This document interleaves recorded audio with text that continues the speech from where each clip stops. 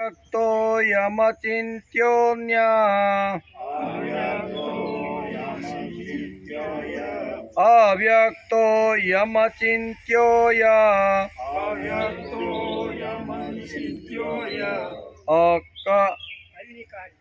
अविकार्यो यमुच्यते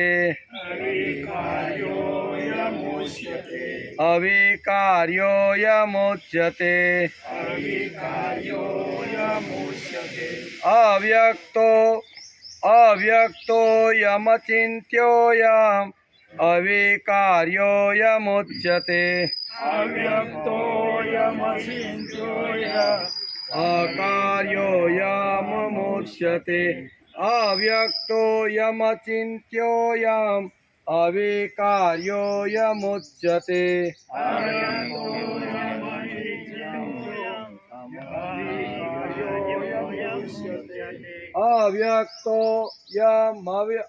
अव्यक्तो यमचिन्त्यो यम् अविकार्यो यमुच्यते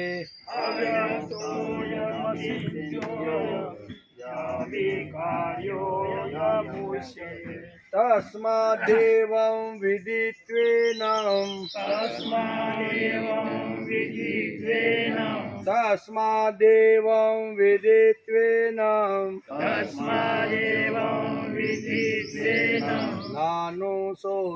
नानुशोषितुमर्हसि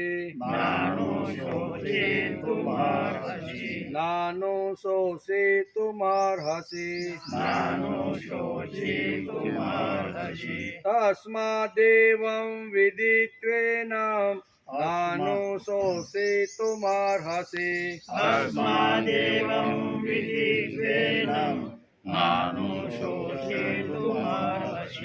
तस्मादेवं विदित्वेनं नानुशोषितुमर्हसि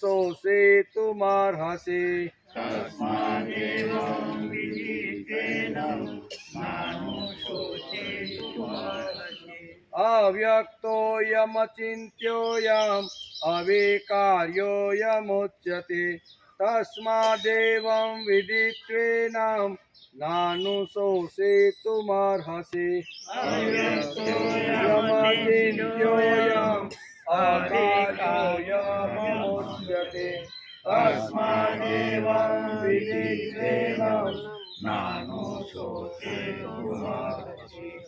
अथ चैनं नित्यजातम्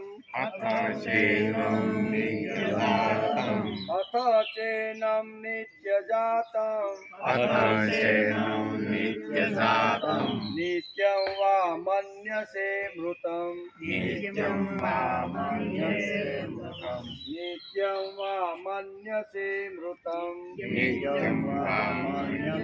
मृतम् अथ चैनं विजानातं नित्यं वा मन्यसे मृतम् अथ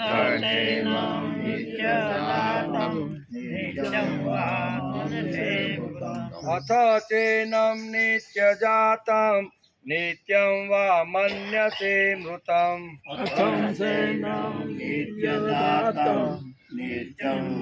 मन्यसे मृतम् तथापि त्वं महाबाहो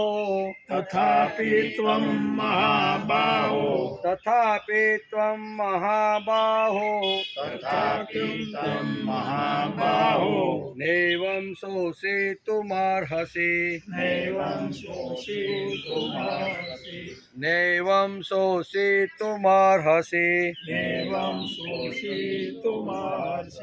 तथापि त्वं महाबाहो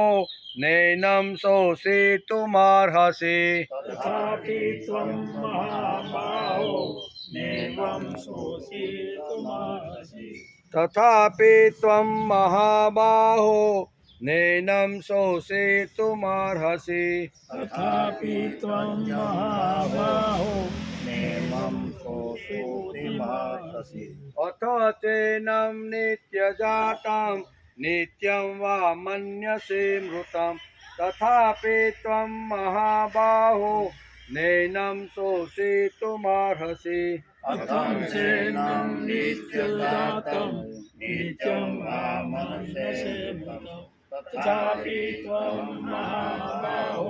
25 હારે અવ્યક્તોમચિન્ત્યોऽયम् અકાર્યો મુચ્યતે તસ્માદેવં વિદિત્વેનં નાનુશોષિતુમર્હસि અથ ચૈनं નિત્યજાतं તથાપિ ત્વં મહાબાહો નૈनं શોષિતુમર્હસि નૈनं શોષિતુમર્હસि હરિ ઓમ દેવસુतं દેવં કંસચાણૂરમર્દનમ દેવકી પરમાનંદમ કૃષ્ણં વંદે જગદ્ગુરુ ગુરુર્બ્રહ્મા ગુરુર્વિષ્ણુ ગુરુદેવો મહેશ્વર ગુરુ સાક્ષાત પરબ્રહ્મ તસ્મૈ શ્રી ગુરુવે નમઃ નારાયણં નમસ્કૃત્યં નરં ચૈવ નરોત્તમં દેવીં સરસ્વતી વ્યાસં તતો જયમુદીરયેત તતો જયમુદીરયેત.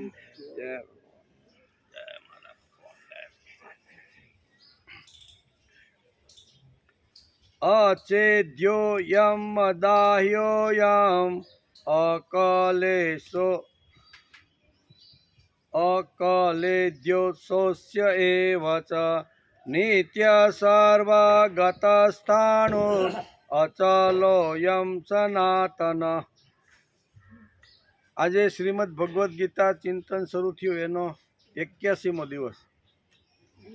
ગઈકાલે આપણે બીજા અધ્યાયના 24મા શ્લોકને નમસ્કાર કર્યા. એમ કે એમાં કઈ વાત હતી તો કે આ આત્મા છેદી શકાતો નથી, આ આત્મા બાળી શકાતો નથી, આ આત્મા ભીંજવી શકાતો નથી, આ આત્મા સૂકવી શકાતો નથી. આ 4 વાતોનો ગઈકાલે આપણે સમજવાનો પ્રયત્ન કર્યો.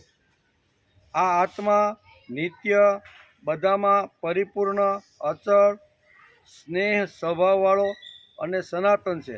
આવા 5 વિશેષણો ભગવાને અહીંયા આત્માના માટે અહીંયા વેદવ્યાસી અને ભગવાને આ વિશેષણો કીધા. એનો વિચાર આપણે ગઈકાલે કરતા હતા. શ્રીમદ ભગવદ્ ગીતાનું આત્મજ્ઞાન સુબોધ છે. કેવું છે? સુબોધ છે, સમ્યક જ્ઞાન છે, શ્રેષ્ઠ જ્ઞાન છે. ઘણીવાર તેનો અર્થ ન સમજાય તો એ દુર્બોધ જ્ઞાનને વારંવાર કહેવું પડે. તેથી કદાચ ભગવાને ઘણા બધા શ્લોકો રિપીટ કર્યા છે, બરાબર ને? કે એકના એક શ્લોકનો ઘણીવાર બીજી વાર પણ રિપીટેશન અથવા પુનરાવર્તન આવ્યું છે. કારણ કે દુર્બોધ જ્ઞાન હોય એ થોડુંક અઘરવામાં શું કહેવાય, સમજવામાં થોડુંક અઘરું પડે. તેથી ભગવાને વારંવાર અહીં પુનરાવર્તન કર્યું હોય એવું લાગે છે. આ શ્લોક જોયા પછી અહીં આપને લાગ્યું. શું આ બ્રહ્માંડમાં 5 મહાભૂતો છે તેને પણ શું આપણે બરોબર સમજી શકીશું? બ્રહ્માંડમાં કેટલા 5 મહાભૂતો છે ને? પૃથ્વી છે, પાણી છે, પછી અગ્નિ છે, વાયુ છે અને આકાશ. આ 5 મહાભૂતોને પણ આપણે સમજી શકતા નથી.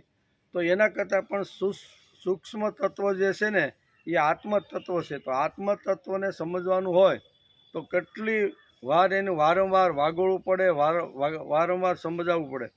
શું આ બ્રહ્માંડમાં 5 મહાભૂતો છે તેને શું આપણે બરોબર સમજી શકીશું? આ 5 તત્વો પણ દુર્બોધ જ છે. એને પણ પૂર્ણ રીતે માણસ ગમે તેટલો પ્રયત્ન કરે તો સમજી શકે નહીં. સમજે કે પૃથ્વી છે એ એક તત્વ છે, બરાબર ને? પંચમહાભૂતોનું એક તત્વ એટલે પૃથ્વી. તો પૃથ્વીને સમજવી ખૂબ અઘરી છે. સામાન્ય ઉપર છેલ્લું આપણે ઘણું બધું જોઈએ છીએ પૃથ્વી ઉપર, એટલે એ થોડું ઘણું સમજી શકાય.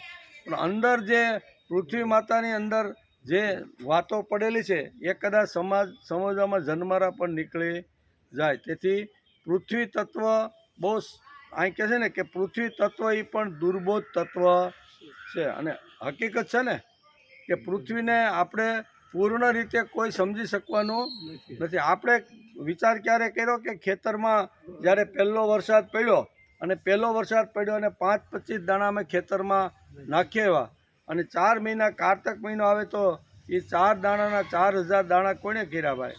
આ દુર્બોધ જ કહેવાય. પૃથ્વી તત્વ છે ને, આ તો ખાલી એક વાત છે. એવી તો ઘણી વાતો પૃથ્વીની આ પેટાળમાં ઘણી વાતો પડેલી છે.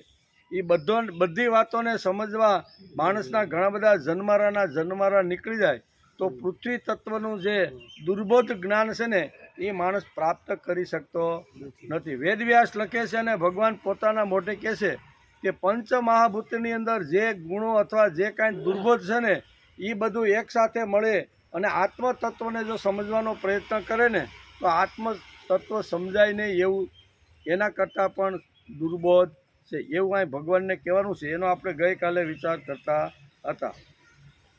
આપણે જે સમજવાનો પ્રયત્ન કરીએ છીએ તે ઇન્દ્રિયોથી સમજવાનો પ્રયત્ન કરીએ છીએ. આપણી ઇન્દ્રિય કેટલી?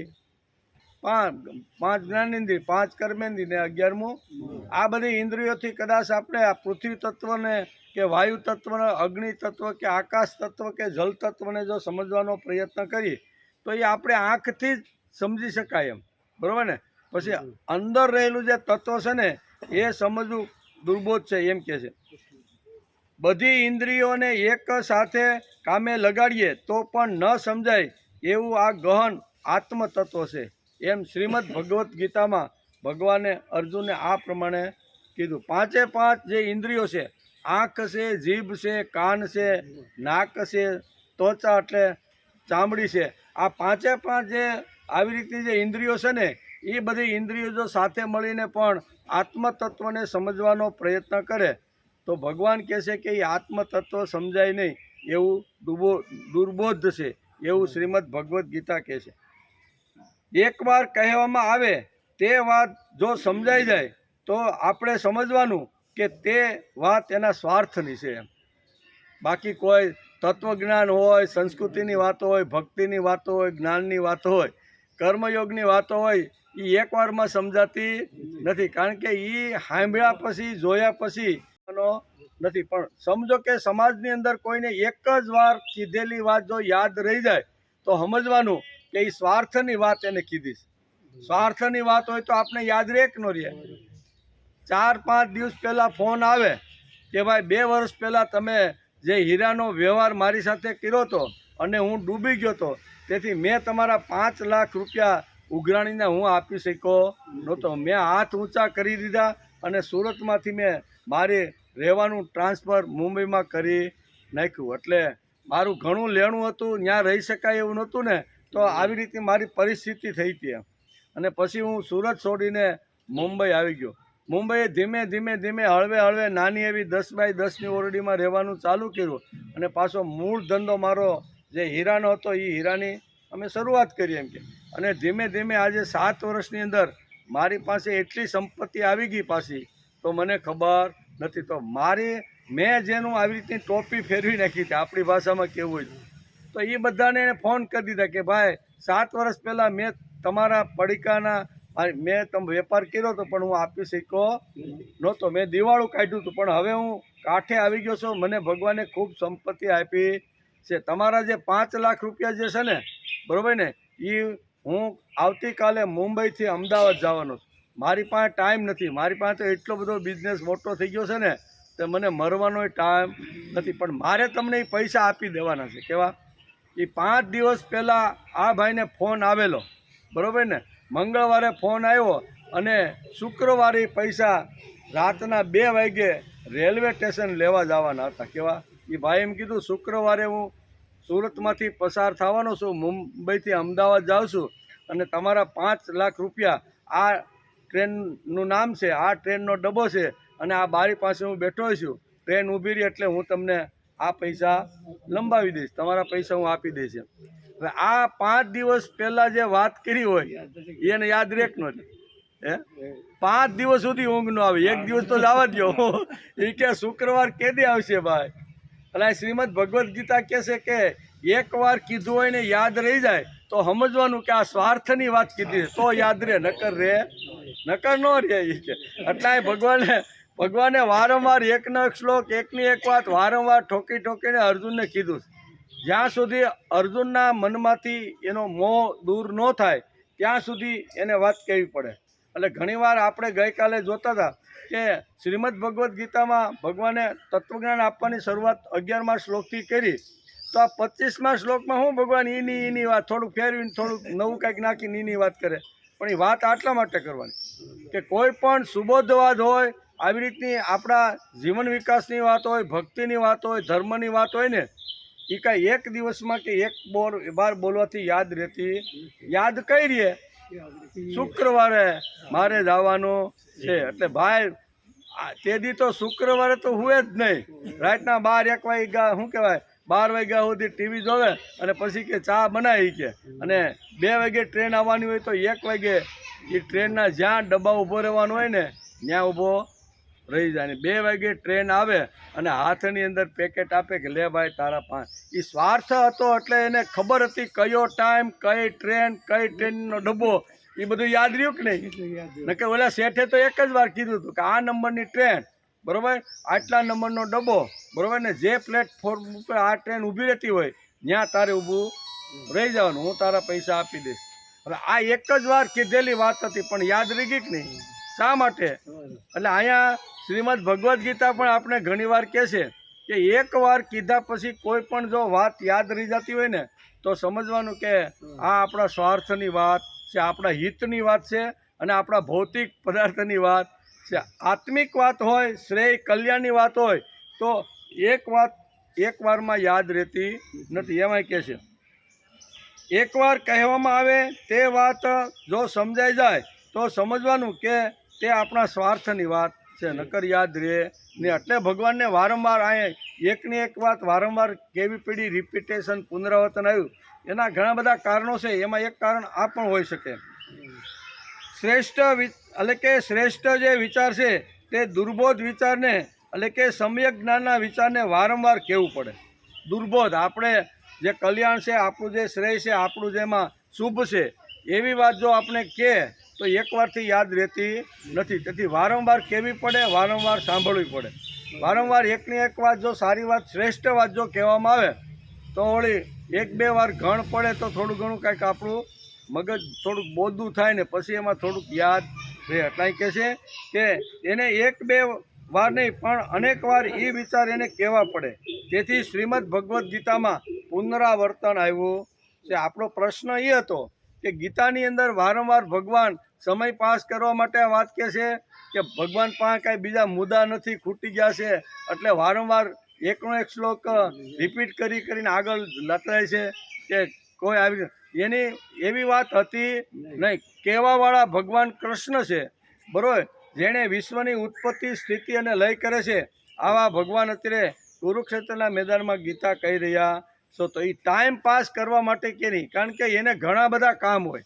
આપણી જેમ થોડા નવરા છે કે હાલો વડલેથી છૂટા ને 10:30 એટલે 11 વાગે ઘેર ને પછી 4 વાગ્યા સુધી મોજ કરવાની, પછી વિચાર કરે કે આજે કયા બાકડે જવાનું છે. આપણી જેમ નવરા નથી. એને તો કેટલું મોટું સૃષ્ટિનું કામ હોય, બરાબર ને? તો એને બધાને ઠીકઠાક કરવું, સંભાળવાનું.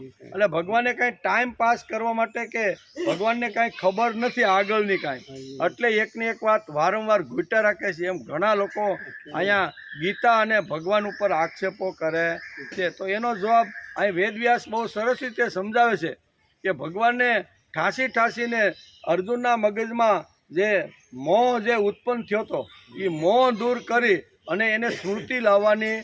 મોહ દૂર થઈ જાય પણ સ્મૃતિ ન આવે તો શું થાય? ઘણીવાર તો સ્મૃતિ પણ આવી જોઈએ ને. એટલે મોહ દૂર થઈ જાય ને પાછી સ્મૃતિ આવે ત્યાં સુધી અનેક વાતો મારે અર્જુનને વારંવાર કહેવી પડશે. અને બીજી સદવિચાર જો કહેવાતો હોય અને એ વખતે આપણું મન કોઈ ગામડે વહી ગયું હોય, બરાબર ને, અને ગામડે વહી ગયું છે હોય, ભાઈ શેણાની તારીખ તો લગભગ હમણાં શરૂ થવાની છે, તો પછી હું પેલા માણસને કે ભાઈને કહીને આવ્યો છું તો એણે શું પાછું આ ટ્રાય કરી છે મારા શેણા ચાક મન આપણું અહીંયા વહી જાય કે નહીં? કારણ કે શેણાની તારીખ ફિક્સ થઈ ગયું કે આ તારીખથી આ શેણા લેવાનું કામ શરૂ થશે. એટલે આપણે અહીંયા આવી ગયા હોય અને અહીંયા આવ્યો હોય પછી ખુરશી ઉપર જ બેઠા હોય. આપણે શરીર જ આપણું અહીં, ઇન્દ્રિય બધી આવી, પણ મન ક્યાં હોય? અને મન ત્યાં હોય ને અહીંથી કોઈ સારો વિચાર જો કહેવાતો હોય ને તો મન ન્યા હોય, તેથી એ વિચાર આપણી બુદ્ધિમાં બેસતો નથી. એટલે એ વિચાર તો ગયો, પછી ફોન આવે તો અહીંથી ભાગે, બરોબર ને, માવજી પપ્પા હાથમાં લે, તો એ જે 2-5 મિનિટ અહીં જે વિચાર કહેવાનો એ વિચાર તો એને સાંભળ્યો નહીં. તો ગીતા તો જનરલ આખા દુનિયા માટે ભગવાને કીધી છે. બધાના માણસના મગજની અંદર આ સિદ્ધાંતો ફિટ થવા જોઈએ. તેથી આવી રીતના અવારનવાર કોઈ જાય ને કોઈ આવે ને કોઈનું મન આમ તેમ ફરતું હોય તો ઘણા વિચારો એવા છે કે બાયપાસ થતા હોય. તેથી ભગવાને એકની એક વાત એ ક્યાંક તો પકડાઈ જશે. 2-5 વાર એની વાત કરીશ ને, આ શ્લોકમાં આ વાત કરીશ, આ શ્લોકમાં એ 2-5 શ્લોકમાં એકવાર તો એ ભાઈ પકડાઈ જશે. એટલે ભગવાને તેથી વારંવાર અહીં કહેવાનો પ્રયત્ન કર્યો છે. બીજી વાત છે કે ભગવાન ટાઈમ પાસ કરવા માટે ગીતા કહેતા નથી. એમ શ્રીમદ ભગવદ્ ગીતા જે ભગવાને કુરુક્ષેત્રના મેદાનમાં 11મા શ્લોકથી જે તત્વજ્ઞાન કહેવાની જે શરૂઆત કરી એ ભગવાન કાંઈ ટાઈમ પાસ કરવા માટે કહેતા નથી. તેમની પાસે કોઈ મુદ્દા કે કોઈ આવી રીતનું જ્ઞાન આગળ નથી, એટલે એ વારંવાર એકની વાત કહેતા. આગળ ઘણું બધું છે એને, પણ જેવી રીતનું માં હોય અને 5 દીકરા એને હોય અને 5 દીકરા 3 વર્ષથી શરૂઆત થાય. એકાદ દીકરો 3 વર્ષનો હોય, બીજો 10 વર્ષનો હોય, ત્રીજો 13 વર્ષનો હોય, એક 17 વર્ષનો હોય, એક 20 વર્ષ. તો આ બધા દીકરાઓ સાથે જમવા બેસે તો માં થોડોક ભેદભાવ રાખે કે નહીં? રાખે જ. ન રાખે તો શું થાય? મોટા દીકરાને જરૂર છે 5 રોટલીની અને માં નક્કી કરે કે બધાને 3 રોટલી જ આપવાની. તો 3 રોટલી આપે તો 3 વર્ષનો બાળક ખાઈને મરી જાય, અને 25 વર્ષના જે 6-5 રોટલી જોઈશે એ ભૂખો મરી જાય. તો માં ભેદભાવ રાખે કે નહીં?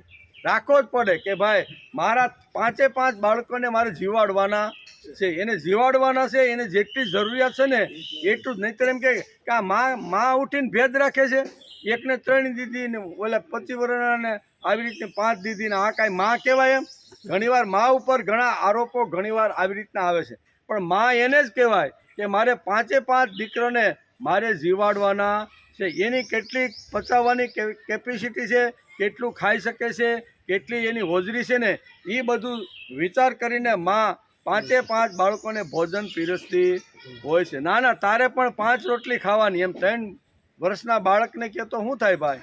એની હોજરી તૂટી જાય ને, એ મૃત્યુ પામે. અને ઓયલાને ખાલી 3 રોટલી આપો તો એ અડધો ભૂખો રહે ને ભૂખો મરી જાય. તેથી માં ભેદભાવ રાખે છે. એનું કારણ શું છે? કે મારે બધા દીકરાઓને જીવાડવાના છે. દુનિયાની અંદર ભગવાન આ બધું રાખે. કોઈને ગટરના કાંઠે આપે, કોઈને 10x10ની રૂમમાં આપે, કોઈને અબજોપતિના બંગલામાં. એવું છે એ બધાને જન્મ તો આપી દીધો, પણ એ બધાને મારી એની બુદ્ધિ પ્રમાણે, એના મન પ્રમાણે, એની કર્તૃત્વ પ્રમાણે આ બધા મારા જ દીકરાઓ છે, એ બધા મારા દીકરાને જીવાડવાના છે. એમ આ શ્રીમદ ભગવદ્ ગીતા આપણે સમજાવે છે. ભેદભાવ આટલા માટે એકની એક વાત આવી રીતે કહેવા માટે કહે છે. તેથી ભગવાન ટાઈમ પાસ કરવા માટે કે સમયને લંબાવવા માટે આ ગીતા કહેતા નથી. ગીતાની અંદર ઘણું બધું તત્વજ્ઞાન છે. અર્જુનના મગજમાં એક વાત સ્થિર થવી જોઈએ કે આત્મા અમર છે, એ મરતો નથી, મરનાર છે એ શરીર છે. આ એકવાર અર્જુનના મગજમાં ફિટ થઈ જવું. એકવાર જો ફિટ થાય ને પછી વાત મારે 30મા શ્લોક પછી તો કરવાની છે જ નહીં, પણ 30મા શ્લોક સુધી વારંવાર કરવી પડે છે. એનું કારણ શું છે? કે હજી અર્જુનના મગજમાં આ વાત સ્થિર થઈ નથી. આત્મા અમર છે અને શરીર છે એ નાશવંત છે. એ અર્જુનના મગજમાં ખાસ ઠાંસીને બેહાડવાનું છે કે તું અત્યારે જેને તારા ગણે છે અથવા સ્વજન ગણે છે એ બધા તો મરવાના જ છે. ગઈકાલે નહોતા, આજે પાછા આવ્યા અને આવતીકાલે રહેવાના નથી. એટલે શરીર તો જવાના છે, પણ શરીર જાય તો એની સાથે રહેલું જે સૂક્ષ્મ જે શરીર છે ને એ ઇન્દ્રિયો સાથે 15મા અધ્યાયમાં આ બધી વાતો આવવાની છે. એ 15મા અધ્યાયની અંદર ભગવાન કહે છે કે જે સૂક્ષ્મ ઇન્દ્રિયો છે ને એ સાથે આત્મતત્વ ત્યાંથી લઈ અને બીજા શરીરમાં દાખલ થઈ જાય છે. તેથી જેવા કર્મ કર્યા હોય એ ઇન્દ્રિય એ પ્રમાણે એનું કર્મ લઈને જાય છે. તેથી લૂલા, લંગડા, બાડા, બોબડા જે નાના બાળકો જે જન્મે છે ને એનું કારણ શું છે? એ ગત જન્મનું જે કર્મ છે ને એ કર્મ જોડે લઈને આવેલો છે. એટલે કર્મ જોડે લઈને જાય છે. તેથી કહે છે કે અર્જુનના મગજમાં મારે આ વાત ફિટ કરવાની છે. તું જેને સ્વજન માને છે, જે પોતાના માને છે ને, એ આવતીકાલે નહોતા, આજે પાછા આવ્યા અને આવતીકાલે પાછા હશે નહીં. આ તો દેહ છે ભાઈ, એ તો આવન જાવન કરવાનો છે. આત્મા અમર છે. આત્મા અમર છે તો એ અમર તત્વ કેવી રીતનું છે ને એ સમજાવવાનો ભગવાન અહીંયા અર્જુનને પ્રયત્ન કરે છે. જ્યાં સુધી એના બુદ્ધિમાં, જ્યાં સુધી એના મનની અંદર આ વાત ફિટ ન થાય ત્યાં સુધી ભગવાન વારંવાર પુનરાવર્તન કરીને એને વારંવાર કહેશે કે આત્મા અમર છે. એને શસ્ત્ર છેદી શકતા નથી, પાણી ભીંજવી શકતું નથી, અગ્નિ બાળી શકતું નથી. આ બધી જ વાતો વારંવાર કહેવી પડે. એનું કારણ શું છે? એનું કારણ આ છે. એટલે પોતાનો શિષ્ય બનાવ્યો છે, એટલે શિષ્યનું કલ્યાણ કેમ થાય એ ગુરુએ જોવું પડે કે નહીં. એટલે ભગવાન અત્યારે અર્જુનના ગુરુ બન્યા છે અને ગુરુ તરીકે સંપૂર્ણ જવાબદારી ભગવાને અર્જુનની માથે ઉપાડી લીધી છે. હજારો વર્ષ સુધી આનું કલ્યાણ થાય ને એવી વાત મારે એને કહેવાની છે. તેથી ભગવાન કદાચ પહેલા શ્લોકની અંદર કદાચ અહીંયા રથમાં બેઠો હોય છે, પાછલી બેઠકે, બરોબર ને, અને ભગવાન એને આ તત્વજ્ઞાન સમજાવતા છે ત્યારે અર્જુનનું મન કોને સમજી ગયા કે અત્યારે હું તત્વજ્ઞાન કહું છું ને એને સાંભળવામાં રસ નથી, અથવા એનું મન તો પિતામહ ભીષ્મને દ્રોણની પાસે પહોંચી ગયું હશે. બરાબર, આવું બધું ઘણું બધું જ્યાં હાલતું હોય ત્યાં પહોંચી જાય. તેથી એ વિચાર, એ સિદ્ધાંત એને સાંભળો નહીં. ભગવાન વિચાર કરે કાંઈ વાંધો નહીં, હવે બીજા શ્લોકમાં એને પાસે આની આ વાત રિપીટ કરી દઉં. એટલે ઘણીવાર આવું બધું થાય. ઘણીવાર આપણું મન મોબાઈલમાં હોય, ચેણામાં હોય, અથવા ઘેરે કોઈ મહેમાન આવવાના હોય ને ટાઈમ આપીને આવ્યા હોય કે ભાઈ હું 11 વાગે આવી જાય, તો આપણું મન ઘણીવાર ત્યાં હોય કે મહેમાન આવવાના હતા, આવી ગયા છે, કેમ છે. તો મન તો આવી રીતનું ધજાની પૂંછડીની જેમ ફટ બધું ફરતું રહેલું છે. તેથી ઘણીવાર આવી રીતનું ભગવાનને કહેવા પાછળના આ બધા કારણો કે ભગવાનને વારંવાર આ વસ્તુ અર્જુનને શા માટે ધ્યાનમાં રાખીને કહેવી પડી, એના આ બધા કારણો છે. શ્રીમદ ભગવદ્ ગીતામાં એટલે કે પુનરાવર્તન વારંવાર આવે છે. તેથી સાંભળનાર અને બોલનારને ઘણીવાર કંટાળો પણ આવે છે. આમ આગળ કે તો સારું એમ. હવે તો હું આ અધ્યાય આગળ કે તો સારું, સાંભળવાવાળાને બોલવાવાળાને નથી કે હવે એકને એક વાત આવે કેવી કે નહીં, પણ શ્રીમદ ભગવદ્ ગીતામાં ભગવાનના મુખમાંથી નીકળેલી જે વાણી છે એ વાણી છોડાય નહીં. પછી આપણે જેટલી સમજીએ એટલી સમજીને પછી બીજા દિવસે બીજા શ્લોકને આપણે શરૂઆત કરીશું. તો કે શા માટે એમ કે, તો કે રોટલી આપણે રોજ ખાઈશ. કંટાળો આવ્યો? કોઈને કંટાળો આવે? દાળ ભાત શાક રોટલી રોજ ખાઈ કે નહીં? રોટલી રોજ ખાઈએ છીએ છતાં આપણે કંટાળો આવતો નથી. આપણો દીકરો ડૉક્ટર હોય અને મોટી હોસ્પિટલ જો ચલાવતો હોય ને તો રોજ ત્યાં જઈને ઓપીડીમાં ઘણા બધા દર્દીઓને રોજ પણ 9 વાગે નીકળીને પાછો 1 વાગે આવે ને પાછો 4 વાગે નીકળીને પાછો રાતના 9 વાગે આવે. તો ભાઈ એકની એક હોસ્પિટલ, એકની એક નર્સો જ્યાં જે નોકરીમાં રાખી હોય એ એકનું એક ટેબલ, એકનું એક ઓલું કાને રાખવાનું બધું એકનું એક જ હોય ભાઈ. તો ડૉક્ટરને કોઈ દી કંટાળો આવે? આપણને ગીતા સાંભળવામાં, મહાભારત સાંભળવામાં, રામાયણમાં આપણે ફટના કહી દઈએ કે ભાઈ હવે એકને એક વાત ક્યાં સુધી હાંકવાની છે. તો આ તો દરરોજ જાય છે ભાઈ. 9 વાગે ઉપડે મોટી ગાડી લઈને, પાછો આવે 1 વાગે. ત્યાં સુધી શું કર્યું હોય? બધાને દર્દીને તપાસ્યા જ હોય, આ દવા લેજો ને આમ એવી રીતના પ્રિસ્ક્રિપ્શન બધું લખી રાખે. તો એમાં એને કંટાળો આવતો નથી. માનો કે આપણે સોનાની દુકાન હોય, બરાબર, અને ધમધોકતો આખો મોટો બિઝનેસ હોય અને એ બિઝનેસની અંદર માણસે રોજ જવું પડે કે નહીં?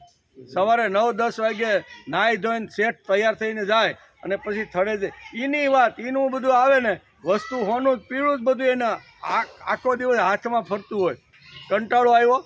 હવે આટલું બધું શું કહેવાય 98,000નું 1 તોલો હોનું આટલું બધું 5-5 કિલો 10-10 કિલો આખા દિવસમાં હાથમાં ફરે તોય કંટાળો આવ્યો?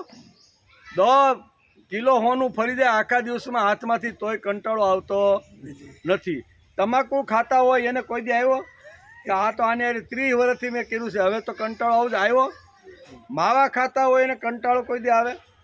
કોઈ દી આ બાબતમાં કોઈ દી કંટાળો આવતો નથી. રૂપિયા ગમે એટલા ગણવાના હોય, બરાબર, અને આપણે એમ કહીએ કે ભાઈ શેણાના ગયા વર્ષના જે પૈસા હતા ને એ 1,70,000 તમારા બેંકમાં જમા થઈ ગયા છે. એટલે ભાઈ ખંભામાં થેલી નાખીને ઉપડે કે નહીં, પછી એટલે કાઉન્ટર ઉપરથી 1,70,000 આપે ઓલો કાઉન્ટરનો જે ક્લાર્ક હોય ને એ કે દાદા પૈસા ગણી લઈ ગયો, તો દાદા બે ગણવા કંટાળો આવે કે આ કઈ ગણાય રહે ને કઈ મુંહેથી છૂટો થાય? એ તો પૈસા આવે એટલે તો મોજમાં જ આવે. પૈસા ગણવામાં, પછી થડા ઉપર બેસી અને સોનાનો હેરફેર કરવામાં, પછી દર્દીઓને હાથમાં લઈને હેરવા ફેરવામાં, એની રોટલી ખાવામાં, એના દાળ ભાત ખાવામાં આપણે કોઈ દી કંટાળો આવ્યો? કોઈ દી કંટાળો આવતો?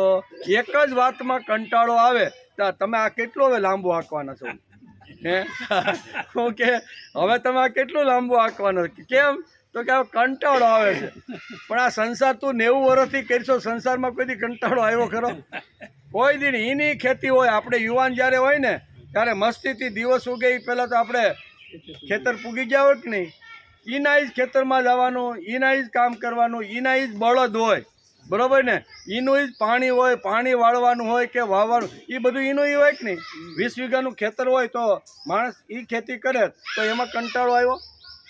કંટાળો તો જ આવે કે જેમાંથી મને કાંઈ મળવાનું નથી, અને મળવાનું હોય તો કંટાળો આવે નહીં. એટલે ખેતી કરવા જાય છે અહીંયા કંટાળો આવતો નથી. એનું કારણ શું છે કે આ ધરતી માતાની અંદર આજે હું 4 દાણા નાખું છું ને, તો દિવાળી ઉપર મને ભગવાન 4000 દાણા કરીને આપવાનો છે. ત્યાં મારો સ્વાર્થ આવ્યો એટલે માણસને કોઈ દિવસ ગમે તેવી ખેતી કરવી હોય, ખેતીમાં ભૂલ પડી હોય ને સુધારવાની હોય ને, તોય કંટાળો આવે? કાંઈ વાંધો નહીં, ભલે ભૂલ થઈ ગઈ, એક દી મોઢું બીજું હું, એમ કરીને ફેરફાર કરે કે નહીં. તો આ બધી કહેવાનો તો સામાન્ય રીતે સંસારી માણસના જીવનની અંદર આ બધી આવે છે. એમાં સંસારી માણસને કોઈ દી કંટાળો આવતો નથી, કોઈ દિવસ નહીં.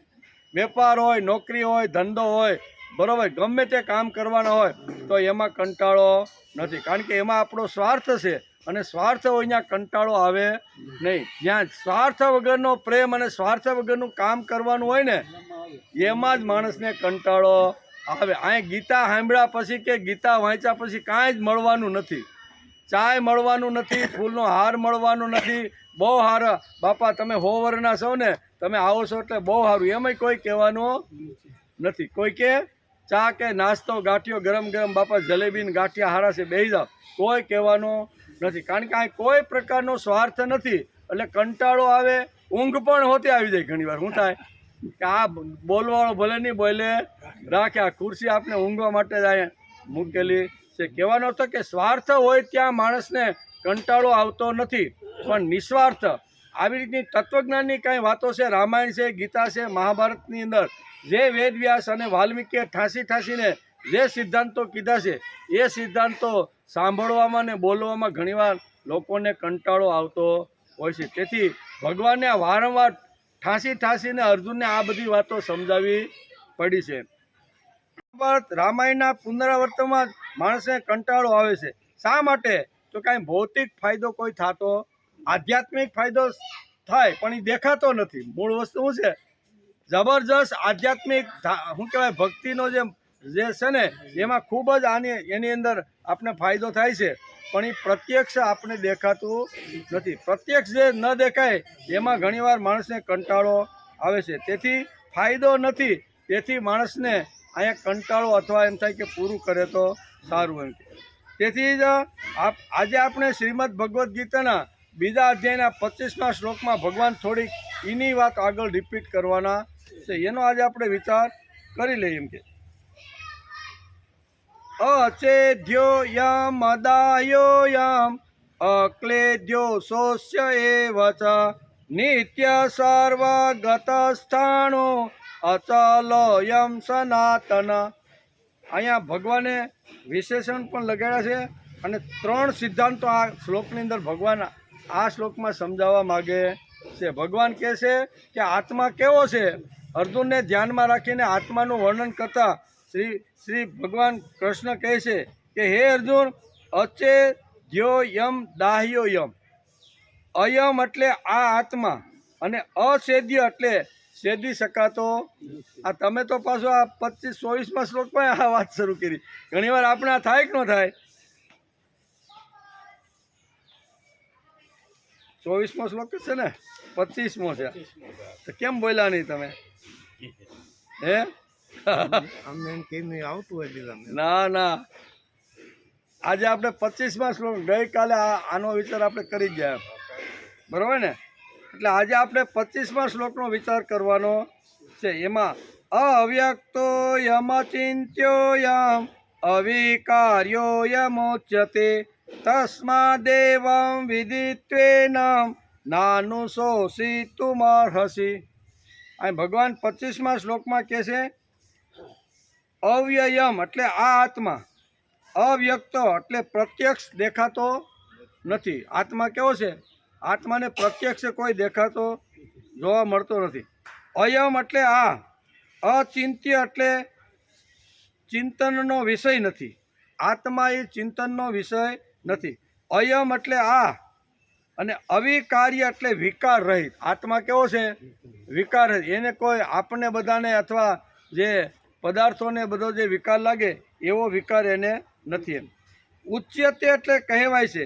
તસ્માત એટલે તેથી, એનમ એટલે આ આત્માને, એવમ એટલે આ પ્રમાણે, વિદિત્વા એટલે જાણીને, તું એટલે અર્જુન એમ, અનુશોચિતુમ શોક કરવાને, ન અહરસી યોગ્ય નથી, એટલે કે તારે શોક કરવો ઉચિત નથી. આટલું ભગવાન આ 25મા શ્લોકની અંદર કહે છે કે હે અર્જુન, આ આત્મા પ્રત્યક્ષ દેખાતો નથી, આ ચિંતનનો વિષય નથી, અને આ વિકાર રહિત કહેવાય છે.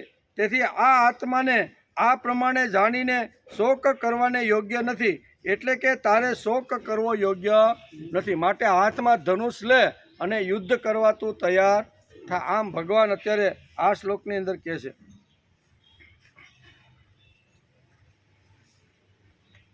એમાં પહેલો શબ્દ છે અવ્યક્તોયમ. જેવી રીતે શરીર સંસાર સ્થૂળ રૂપે એટલે કે દેખાવામાં આવે છે, તેવી જ રીતે આ શરીરી, શરીર એટલે આત્મા, શરીર અને શરીરી બે શબ્દ વેદવ્યાસે અને ભગવાને કીધા છે. શરીર એટલે પંચમહાભૂતનું બનેલું જે પૂતળું છે એને શરીર કહેવામાં આવે છે, અને આ પૂતળાની અંદર જે આત્મતત્વ છે એને શરીરી કહેવામાં આવે છે. અહીં ભગવાન કહે છે જેવી રીતે શરીર સંસાર સ્થૂળ રૂપે દેખાવામાં આવે છે, તેવી રીતે આ શરીરી રૂપે દેખાવામાં આત્મા આવતો. શરીર આપણે દેખાય, 5 હાથ દેખાય, પગ દેખાય, નાક દેખાય, આ બધું આપણે દેખાય કે નહીં? બહારનું જે શરીર છે એની અંદર રહેલા જે કાંઈ અવયવો છે એ બધી ઇન્દ્રિયો સહિત આપણે જોઈ શકીએ છીએ, પણ અંદર રહેલું જે આત્મતત્વ છે ને એ આપણે જોઈ શકતા નથી. ખાલી અનુભવ કરી શકાય પણ દેખાતો નથી. પછી બીજો શબ્દ છે અચિંત્યોયમ. મન, બુદ્ધિ વગેરે જોવામાં તો નથી જ આવતા, પરંતુ ચિંતવવામાં આવે છે. અર્થાત આ બધા ચિંતનનો વિષય છે. મન અને બુદ્ધિ એ પણ દેખાતા નથી, પણ એ ચિંતવવામાં આવે છે કે ભાઈ મન છે, બુદ્ધિ છે, એ બધું ચિંતનમાં આવે છે. અર્થાત આ બધા ચિંતનનો વિષય છે, પરંતુ આ દેહી ચિંતનનો વિષય નહીં. અંદર રહેલો જે દેહી જે તત્વ છે, આત્મતત્વ, એ ચિંતન કરવાનો અથવા ચિંતનનો વિષય નથી. કેમ કે એ સૂક્ષ્મ સૃષ્ટિથી રહિત છે. એટલે આપણે કીધું ને કે સૃષ્ટિના જે પંચમહાભૂતો છે એ બધા પંચમહાભૂતો કરતાં સૂક્ષ્મમાં સૂક્ષ્મ હોય તો આકાશ, પણ આકાશ કરતાં પણ સૂક્ષ્મ જો કોઈ તત્વ હોય તો એ આત્મતત્વ છે. પૃથ્વી કરતાં સૂક્ષ્મ જલ આવે, બરાબર ને? જલ કરતાં અગ્નિ આવે, અગ્નિ કરતાં સૂક્ષ્મ વાયુ આવે, અને વાયુ તત્વ કરતાં સૂક્ષ્મ અહીંયા આકાશ આવે, અને આકાશ કરતાં સૂક્ષ્મ તત્વ આવે છે એને આપણે આત્મતત્વ કહીએ છીએ. તો અંદર એટલે કે આવી રીતના આપણે જો ઘણા તત્વોને જોઈ શકતા ન હોય તો આત્મતત્વ તો એક સૂક્ષ્મ તત્વ છે, તેને કેવી રીતે જોઈ શકાય? પછી અવિકાર્યો મુચ્યતે. આ દેહીને વિકાર રહિત કહેવામાં આવે છે. અર્થાત એનામાં કદી કિંચિત માત્ર પણ પરિવર્તન થતું. અંદર જે આત્મા છે એની અંદર પરિવર્તન થાય નહીં. બહારના જે શરીર છે એમાં પરિવર્તન થાય. એ આપણે આગલા શ્લોકમાં જોયું ને કે બાળપણ આવે, યુવાવસ્થા આવે, અને પછી વૃદ્ધત્વ આવે. એની અંદર ફેરફાર થાય. એક વેતનું જન્મેલું બાળક છે એ 5.5-6 ફૂટનું થાય, એમાં બધા પરિવર્તન આવે છે, પણ અંદર રહેલું જે આત્મતત્વ છે એની અંદર કોઈ પ્રકારનું પરિવર્તન થતું નથી. કદી એટલે કે વિચિત્ર એટલે કે વિકાર રહિત કહેવામાં આવે છે. અર્થાત એનામાં કદી કિંચિત માત્ર પણ પરિવર્તન થતું નથી. એનું કારણ પ્રકૃતિ છે. તે કારણભૂત પ્રકૃતિમાં પણ વિકૃતિ થાય છે, પરંતુ આ દેહીમાં કોઈ જાતની વિકૃતિ થતી નથી, કેમ કે એ કારણ સૃષ્ટિથી રહિત છે. કારણો બધા પંચમહાભૂત અને બધાને લાગે, પણ અંદર રહેલા આત્મતત્વને એ કોઈ પ્રકારનું કારણ લાગતું નથી. અહીં 24માં 25મા શ્લોકમાં અસેદ્ય, અદાહ્ય, અકલેદ્ય, અશોષ્ય, અચલ, અવ્યક્ત, અચિંત્ય અને અવિકાર્ય એ 8 વિશેષણો અહીંયા આત્મતત્વને લગાડવામાં 2 શ્લોકની અંદર ભગવાને અહીંયા 8 વિશેષણો કોના માટે લગાડ્યા છે? આત્માના માટે. કે આત્મા કેવો છે? તો એના માટે આ બધા વિશેષણો છે.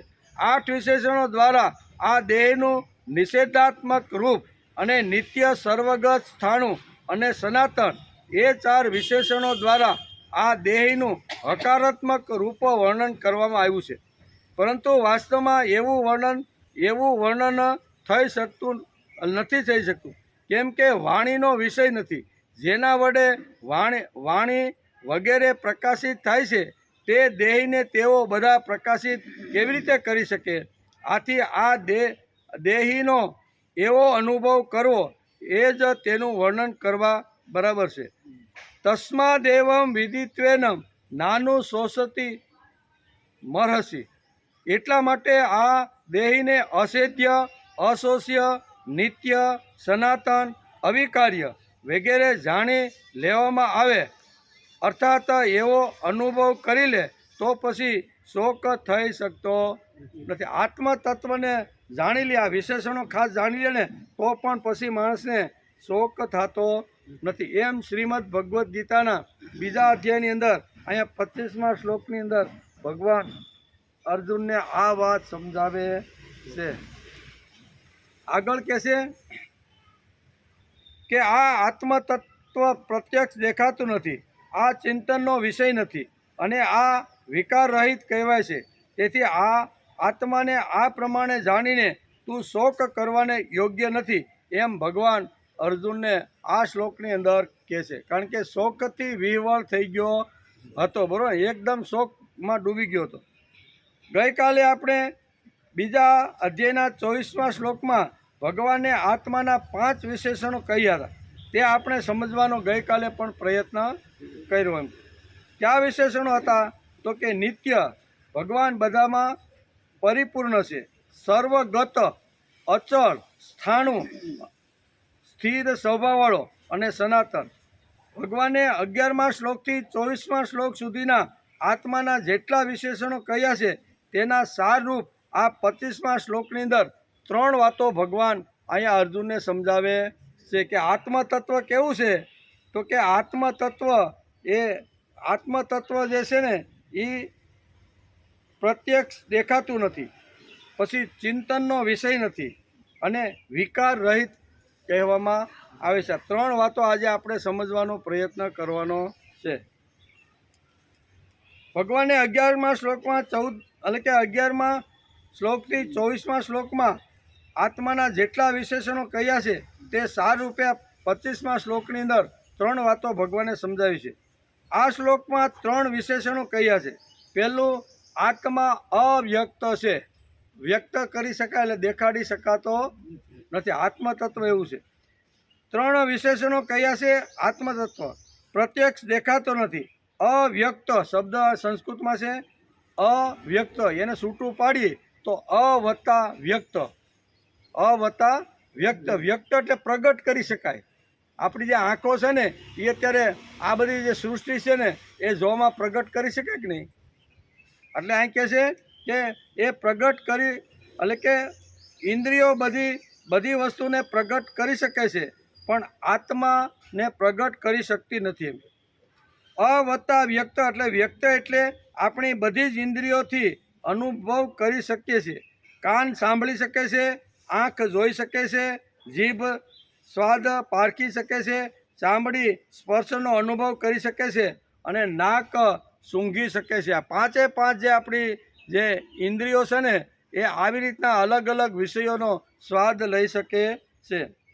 જે પ્રત્યક્ષ પ્રમાણ જાણી શકાતું નથી એવા દુનિયામાં કેટલાય વિષયો છે, બરાબર. ઘણા બધા વિષયો એવા છે કે જે આપણે પ્રત્યક્ષ જાણી શકતા નથી, અનુભવ કર્યો, બરાબર ને. કોરોનામાં અનુભવ કર્યો કે નહીં? પ્રત્યક્ષ પ્રમાણ એટલે કે ઘણા એવી રીતના તત્વો આ જગતની અંદર પડેલા છે કે એ આપણે એને આવી રીતના કરી શકતા નથી. ગુરુત્વાકર્ષણ કોણે જોયું? કોઈ જોયું? પણ છતાં નિયમ તો જ્યારથી પૃથ્વીની રચના ભગવાને કરી ત્યારથી ભગવાને ગુરુત્વાકર્ષણનો નિયમ મૂકી દીધો. અહીંથી ચંદ્ર ઉપર જવાવાળા જે લોકો છે ને એ પૃથ્વીના ગુરુત્વાકર્ષણથી જો બહાર નીકળે અને ચંદ્રનું ગુરુત્વાકર્ષણ એને ન મળે અને વચ્ચેનો જે કાળ છે ને એ ભયંકર કાળ હોય. કેવો? એમાં જો લટકી ગયો અથવા યાનની અંદર અથવા મશીનની અંદર જો કાંઈ ખોડ ખાપણ રહી ગઈ ને તો એ બેયની વચ્ચે ઉપર જઈ શકે નહીં અને નીચે આવી શકે. કારણ કે બંનેના આવી રીતના ગુરુત્વાકર્ષણના નિયમો એટલે કે અલગ અલગ આવી રીતની શક્તિ હોય છે. અને પૃથ્વીમાંથી પૃથ્વીનું ગુરુત્વાકર્ષણ છોડવાનું અને વચ્ચેનો એક એટલો ગેપ આવે જ્યાં સુધી ચંદ્રનું ગુરુત્વાકર્ષણ શરૂ ન થાય ત્યાં સુધીની એવી પ્રક્રિયા અહીંયા અવકાશમાં જનારા યાત્રીઓએ કરવી પડે છે. એનું બધું આખું ટાઈમ ટેબલ ને કેટલા સમયમાં આ અવકાશને આપણે વિંધીને આપણે ચંદ્રના શું કહેવાય ગુરુત્વાકર્ષણમાં કેવી રીતે આ બધું વિજ્ઞાન છે, બરાબર. પણ એ આપણે જોયું નથી આપણે કોઈ. ભાઈ ગુરુત્વાકર્ષણ એટલે બતાવો, એ કોઈ બતાવવાની વસ્તુ નથી, એ અવ્યક્ત છે. તો એની સત્તા નથી એવું આપણે માનીએ છીએ. સત્તા તો છે જ, બરાબર ને. સરગવાની સિંગ કોઈ દિવસ હેઠી પડી? આંબામાંથી કેરી હેઠી જ પડે છે, સરગવાની સિંગ હેઠી જ પડે છે નથી. એનો અર્થ એવો થયો કે પૃથ્વીનું ગુરુત્વાકર્ષણ એને ખેંચે, બરાબર ને. અમુક અંતર સુધી એ વસ્તુને ખેંચે અને પછી ગુરુત્વાકર્ષણનું આવી રીતનું જ્યારે ઓલું પૂરું થાય એનું આખું અને પછી એ ખેંચી શકતી નથી. એટલે કે એની સત્તા એવી માનો છો એક્સરે કિરણો આવે છે તે જોયા છે આપણે? નહીં, એ અવ્યક્ત છે. દુનિયામાં ઘણું બધું અવ્યક્ત છે પણ દેખાતું નથી. એવી રીતે ભગવાન પણ કેવા છે? અવ્યક્ત. શરીરની અંદર રહેલો જે આત્મતત્વ જે છે ને એ આવી રીતનું અવ્યક્ત છે, એ જોઈ શકાતું નથી અથવા દેખાતું નથી. એમ તૈત્તરીય ઉપનિષદમાં કહે છે કે જ્યાં આંખ પહોંચી શકતી નથી તેવું આત્મતત્વ છે. આપણે આંખ ઇન્દ્રિયની જે આંખ છે ને એ આત્મતત્વ સુધી પણ પહોંચી શકતી નથી. પૃથ્વી કરતાં સૂક્ષ્મ જલ, જલ કરતાં સૂક્ષ્મ છે અગ્નિ, અગ્નિ કરતાં વાયુ અને વાયુ કરતાં આકાશ સૂક્ષ્મ અને આકાશ કરતાં આત્મતત્વ સૂક્ષ્મ છે. તેથી આંખની ઇન્દ્રિયો પણ ત્યાં જઈ શકતી નથી. શ્રીમદ ભગવત ગીતા બીજા અધ્યાયના 25મા શ્લોકમાં ભગવાન કહે છે કે અવ્યક્તોયમ ચિંતયોમ, આ આત્મા પ્રત્યક્ષ દેખાતો નથી અને તે ચિંતનનો પણ વિષય નથી અને આ આત્મતત્વ વિકાર રહિત છે. આ ત્રણ વાતો આ શ્લોકની અંદર ભગવાન સમજાવે છે. ઇતિહાસ કહે છે કે ઘણા લોકોને ભગવાને જોયા છે. ઇતિહાસ આપણો એમ કહે છે ઘણા સંતોના ચરિત્રો જોઈ તો એમાં ઘણીવાર ભગવાન સંતોને મળ્યા હોય અથવા એની સાથે રહીને ઘણા નાના મોટા કામ કર્યા હોય એવું આપણે જોવા મળે કે ન મળે? નરસિંહ મહેતાને ભગવાન મળ્યા, મીરાબાઈને ભગવાન મળ્યા, બરાબર ને. પછી ધ્રુવને ભગવાન જંગલમાં તપસ્યા કરવા ગયો, ત્યાં મળ્યા. પુંડલિક મા બાપની સેવા કરતો હતો તો ત્યાં પણ ભગવાન એને મળ્યા. તો પ્રહલાદને પણ મળ્યા, બરાબર ને. તુકારામ છે, એકનાથ છે, આ બધાને સંતોને ભગવાન મળ્યા કે ન મળ્યા? બધાને ભગવાન મળ્યા છે. તો અહીંયા ભગવાને અવ્યક્ત શબ્દ વાપર્યો છે. તો આપણા મગજમાં ગળમથલ શરૂ થાય. તો આ સંતો સાચા સંતો કહે છે કે ભાઈ અમને ભગવાન મળ્યા, એવું ઘણીવાર પોતાના ચરિત્રમાં ઘણા લોકો એવી રીતનું લખતા હોય છે કે આ સંતને આ જગ્યાએ આવી રીતના ભગવાન એને મળ્યા છે. તો એ લખવાવાળા અથવા સંતો જે કાંઈ બોલે છે એ સાચા કે શ્રીમદ ભગવદ્ ગીતામાં કીધું છે કે અવ્યક્ત જે અંદર રહેલું જે આત્મતત્વ છે ને એ કોઈ પ્રગટ કરીને જોઈ શકવાની વસ્તુ નથી. પણ સંતો તો બધા કહે છે કે અમને ભગવાન મળ્યા. તો આનો થોડોક આપણે ક્લિયર કરવું છે કે આ બે વાતોને કેમ મેળ બેસતો નથી? સંતો કહે છે અમને મળ્યા છે અને ગીતા કહે છે કે આત્મતત્વ અવ્યક્ત છે, એ કોઈ દિવસ દેખાઈ શકતું નથી, કોઈ દી દેખાય નહીં. એમ અને આ બધા કહે છે તો વાત કઈ છે, તો એનો વિચાર આજે આપણે કરી લઈએ. ચિંતવાનો વિષય ઇતિહાસ કહે છે કે ઘણા લોકોએ ભગવાનને જોયા. નરસિંહ મહેતા, મીરા, પ્રહલાદ, ધ્રુવ, પુંડરીક, તુકારામ અને એકનાથને ચાલો પાણી ભરતા હતા. 12 વર્ષ સુધી રહ્યા. કેટલા? ભગવાન કેટલા વર્ષ રહ્યા? શિખંડિયાનું રૂપ ધારણ કર્યું, નોકરી કરી, પાણી ભરવા જાય, વાયદા કરે, રસોઈ બનાવે, જે કાંઈ નાના મોટા કામ હોય ને, હંજવારી કાઢીને પોતા મારવાના હોય તો પોતાય મારી. આવા બધા જે દ્વારકાધીશ છે એ આવી રીતના વ્યક્ત થઈને એકનાથના ઘેરે રહ્યા. તો ભગવાન કહે છે કે આત્મા તો અવ્યક્ત છે, અને આપણા સંતોના ચરિત્રો વાંચીએ ત્યારે ભગવાન તો વ્યક્ત થઈને એને ઘેરે આવ્યા છે. કોઈની ત્યાં સાણા થાપવા આવ્યા છે, આવ્યા કે નહીં? સાણા થાપે ફર્સ્ટ ક્લાસના, અને સાણા પાછા બોલે હોતે એમ. જેના સાણા થાપેલા હોય ને એ બધા બોલે. કહેવાનો અર્થ કે આ બધી વાતો સાંભળ્યા પછી આપણા મનની અંદર થોડીક આવી રીતની ગડબડ અથવા થોડોક પ્રશ્ન ઊભો થાય છે. તો અહીંયા ભગવાન બોલે છે કે આત્મા એટલે કે પ્રત્યક્ષ દેખાતો નથી. તો આવું શા માટે એમ? સંતો કહે છે કે અમને ભગવાન દેખાણા, અને ભગવાન કહે છે કે આત્મા તત્વને ગમે તેટલા પંચમહાભૂતો ભેગા થઈને જોવાનો પ્રયત્ન કરે, પછી આંખથી જોવાનો પ્રયત્ન કરે તો પણ આંખથી ભગવાન દેખાતો નથી. એમ કે દેખાતો નથી. તો આવું શા માટે? આ શ્લોકમાં કહ્યું છે આટલા બધા લોકોએ જોયેલા છે, તો આ વાત કઈ છે? આટલા બધા લોકોએ જોયું છે તો એ વાત કઈ છે? તો વાત તો ઘણી સરસ છે. એમાં ભગવાન ચોખવટ કરવા માગે છે. પણ પાણીનો ટાઈમ થઈ ગયો. શ્રીમદ ભગવદ્ ગીતા અધ્યાય 2 સાંખ્ય યોગ અને શ્લોક નંબર 25. એમાં 3 વાતો ભગવાન અર્જુનને સમજાવે છે. પહેલી વાત કહે છે કે આ આત્મા પ્રત્યક્ષ દેખાતો નથી. આત્મા કેવો છે?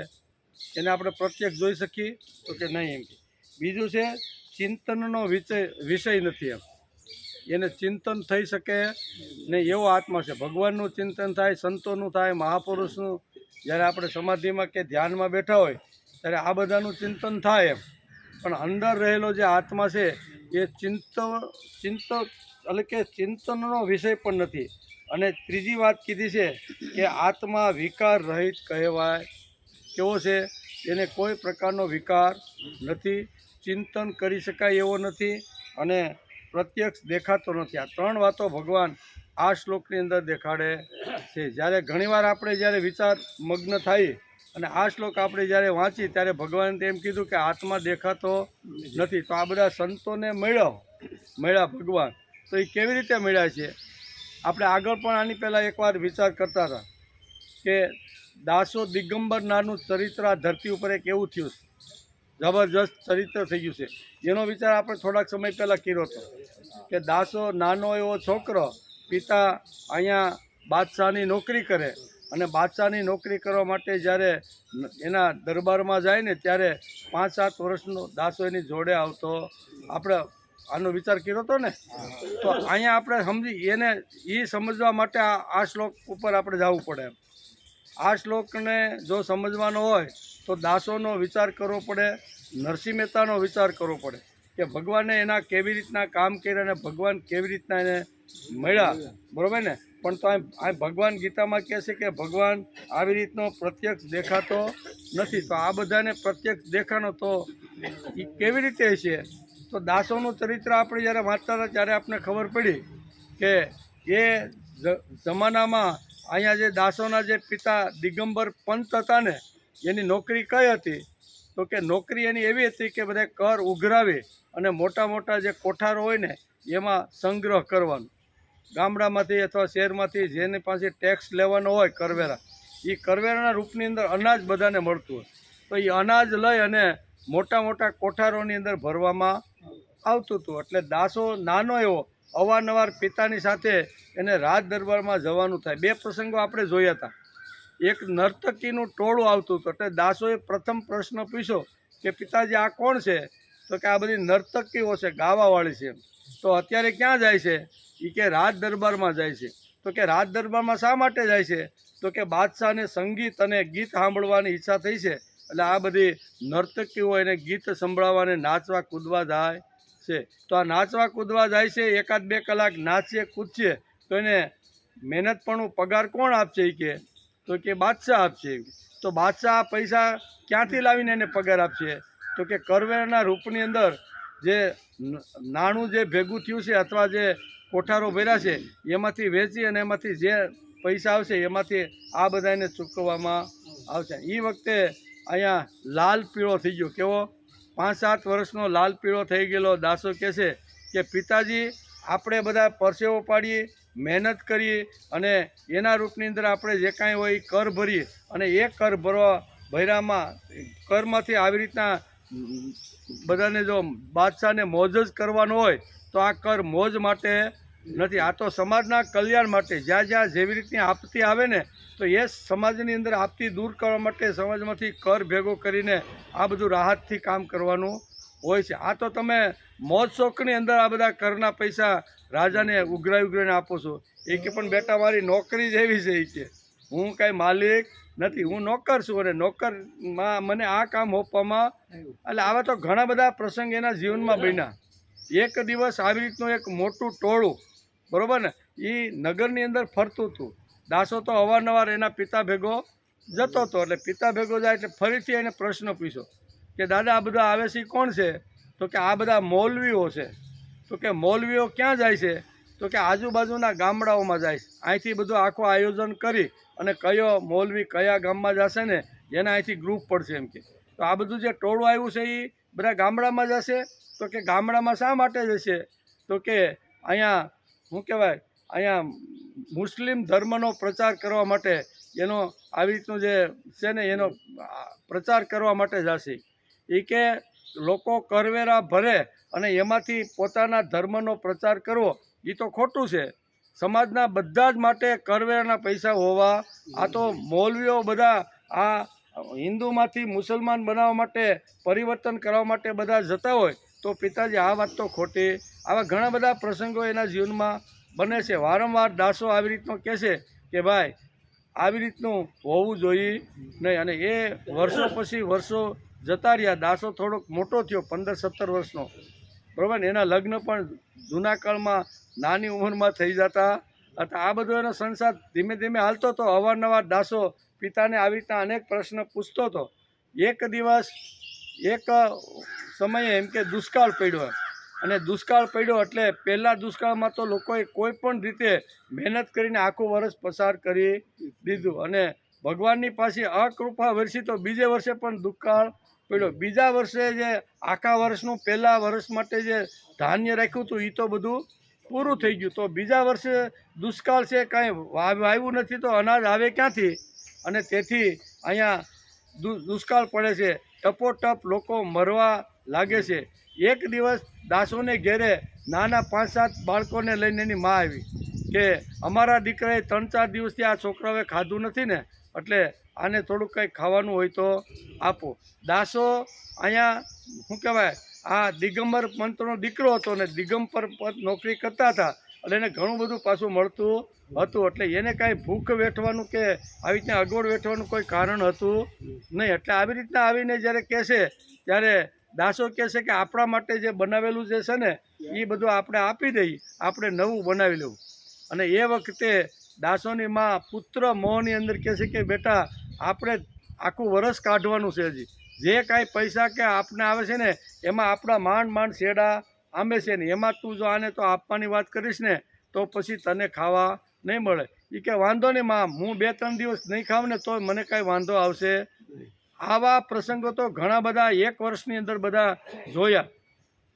છેલ્લે જ્યારે ટપોટપ માણસ જ્યારે મૃત્યુ પામવા લાગ્યા ને ભૂખ વગર ત્યારે અહીંયા દાસોથી રહેવાનું નહીં. દાસો બાપા પાસે જઈને કહેશે કે બાપા તમે આ કોઠારની બધી ચાવી તમારી પાસે છે. રાજા બાદશાહે તમને આ નોકરી આપી છે એટલે એનું તમે હેન્ડલ તમે કરો છો.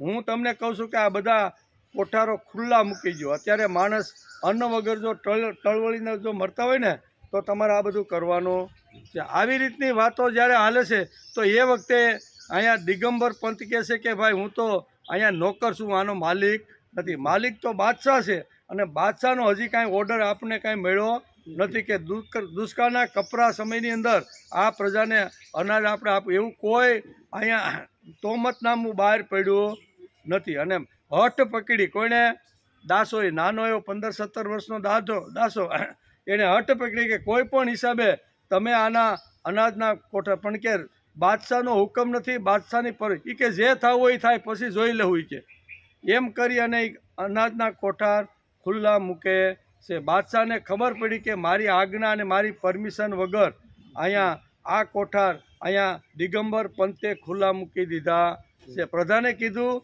દિગંબર પંતે ખાલી ખુલ્લા મૂક્યા છે એ નહીં, પણ એનો જે નાનો એવો જે દીકરો છે ને 15-17 એ એક ચાલાક છોકરો છે ને, એણે હઠ પકડીને એટલે પછી તો કે એને દરબારમાં બોલાવો. દરબારમાં બાપ દીકરાને બેને બોલાવે. આપણે આ વાત થઈ ગઈ છે બરાબર. બાપ દીકરાને બેને બોલાવે છે અને બોલાવ્યા પછી કહે છે કે તમે અમારી પરવાનગી વગર, અમને પૂછ્યા વગર તમે અનાજના કોઠાર કેમ ખુલ્લા મૂક્યા? આવો દિગંબરને પ્રશ્ન બાદશાહ પૂછે છે. અને બાદશાહને દિગંબર પંત જવાબ આપવા જાય છે એ વખતે એના મોઢા ઉપર હાથ રાખીને અહીં દાસો કહે છે બાપા તમારે જવાબ આપવાનો નથી, જવાબ હું આપું એમ કે. એમ કરી અને દાસો બાદશાહને કહે છે બાદશાહ, અત્યારે જે લોકો ટળવળી ટપોટપ જે મરતા હતા ને અનાજના હિસાબે, તો એને હિસાબે મારા બાપાએ કોઠાર ખુલ્લા મૂક્યા છે.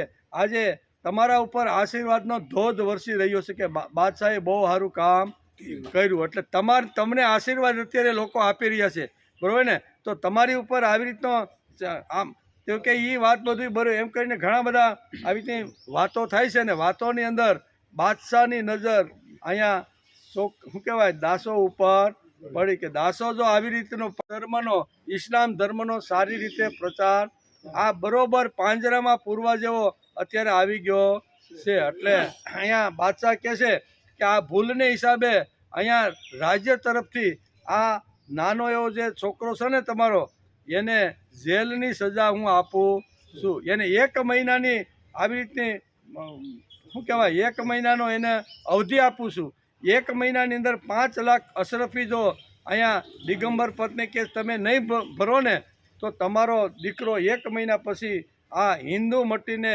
મુસલમાન થઈ જવાનો છે. આ બધી વાતો અહીંયા આપણે આ સમજવાનું કે ભગવાન અવ્યક્ત છે એ સમજવા માટે થોડીક આગળની આ બધી વાતો કરવી પડે. એટલે આવી રીતનો દાસોને જેલમાં પૂર્યો.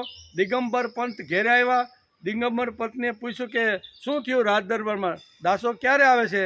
એ કાંઈ મોઢે એટલો બધો એને આઘાત લાગી ગયો તો એટલા બધો હતું તે બોલી શક્યા નહીં કે આજે હવે દાસો આપણો રહેવાનો નથી, કારણ કે મારી પાસે 5 લાખ અશરફી ભેગી થાય 5 લાખ સોનામાં બરાબર ને. તો એ કોઈ દી, કારણ કે રાજાને બાદશાહને ખબર હતી કે એટલો મોટો આને દંડ આપો ને કે જિંદગીમાં કોઈ દી ભરી જ ન શકે. અને આવું સરસ મજાનું જે ચરિત્ર છે ને એ આપણા મોગલ હલકે ઇસ્લામ ધર્મના પ્રચાર માટે ખૂબ કામ લાગશે. એટલે એટલો મોટો દંડ એને સમજી વિચારીને જ આપ્યો એમ. એટલે અહીંયા પછી દિવસો જાય છે. અહીંયા જેલની અંદર દાસો બેઠો છે, ભગવાનને પ્રાર્થના કરે છે કે ભગવાન, અત્યાર સુધી હું શ્રીમદ ભગવદ્ ગીતા વાંચતો હતો. મારી બા જ્યારે તુલસીના ક્યારા પાસે દીવો લઈને જતી હતી ને, ત્યારે નાનપણની અંદર હું જ્યારે નાનો હતો ને ત્યારે માતાએ મને તુલસી માતાને નમસ્કાર કરવાનું કીધું હતું. દીવાને નમસ્કાર કરીને આ બધા જે સંસ્કાર છે એ બધા સંસ્કારો મને મારી મા આપતા હતા. એટલું જ નહીં, પણ સાંજના સમયે અમે બધા જ્યારે ભેગા બેસી અને જ્યારે પ્રાર્થના કરતા હતા એની અંદર મારી મા મને શ્રીમદ ભગવદ્ ગીતાના શ્લોકો કંઠસ્થ કરાવતી હતી, રામાયણની ચોપાઈઓ મને ગવડાવતી હતી. આ જે સંસ્કાર છે એ સંસ્કાર મને ભગવાન આ મારા માતા પિતા તરફથી મળેલા છે. અત્યાર સુધી હું હિન્દુ છું, એટલે આજે પણ અહીંયા બેઠો આ બધી વાતો હું વાગોળું છું જે માએ શીખવાડી છે તે.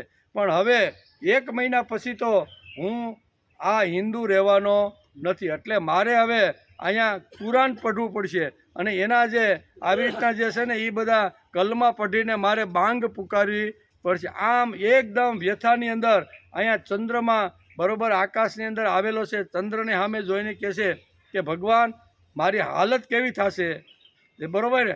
આવા કપટકાળની અંદર તે મને હિન્દુની આ જન્મ આપ્યો. ગીતા, ઉપનિષદ, રામાયણના વિચારો મને બાળપણથી મળેલા છે અને હવે 1 મહિના પછી મારે કલમા પઢવાનો વાર આવશે ભગવાન.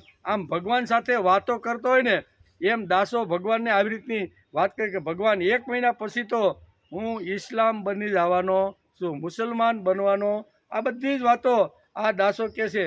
અને ભગવાનને કહે છે કે ભગવાન સ્તોત્ર પણ બોલે છે કે વિવાદે વિષાદે પ્રમાદે પ્રવાસે જલે ચાનલે પર્વતે શત્રુ મધ્યે, હું શત્રુના મધ્યની અંદર અત્યારે ફસાઈ ગયો શું. બરોબર, વિવાદે વિષાદે પ્રમાદે પ્રવાસે, પછી જલે ચાનલે પર્વતે શત્રુ મધ્યે, અરણ્યે શરણ્યે સદામામ પ્રપાહી, ગતિસ્તમ ગતિસ્તમ તમે કા ભવાની. હવે તું જ મારો, હે માં ભવાની, એક તું જ મારો આશરો છે. તારા આશરા સિવાય હું આ જેલમાંથી છૂટી શકું નહીં. કારણ કે અમારા સગા સંબંધી પણ એટલા ધનવાન નથી કે 1 લાખ અશરફી 1 મહિનામાં ભેગી કરીને આપે. મારા માતા પિતા તો એકદમ સામાન્ય છે. પિતા માંડ 2 શેડા ભેગા થાય એટલી એને નોકરીની આવક છે. એટલે આ કાંઈ બચે એમ નથી. એટલે નિશ્ચિત હું ઇસ્લામ બની જવાનો છું.